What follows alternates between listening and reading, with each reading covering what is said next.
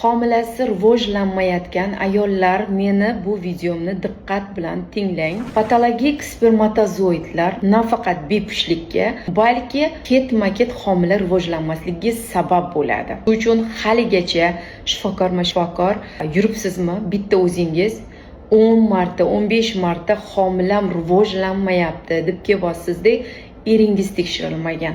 Mujskoy faktor nafaqat bepushtlikka, balki ketma-ket homila rivojlanmasligiga sabab bo'ladi. Buni afsuski erkaklarimiz anglamaydi.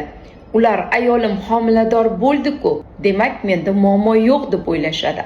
Patologik spermatozoidlarda genetik material buzilgan bo'ladi. Patologik spermatozoiddan embrion paydo bo'lishi mumkin va o'smaydi, rivojlanmaydi. Shu uchun qabulimda har bitta juftlikni birgalikda taklif etaman. To'liq tekshiruvlardan o'tkazib, muammoni bartaraf etib, qachon homiladorlikka ruxsat bersam, o'shandan keyin homilador bo'lishyapti va natijasi juda zo'r.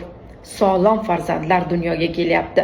Profilimda 10 dan ortiq homila nega rivojlanmaydi degan savollarga javob berganman. Profilimdagi videolarni ko'rishdan oldin sahifamga obuna bo'ling, meni kuzatib boring.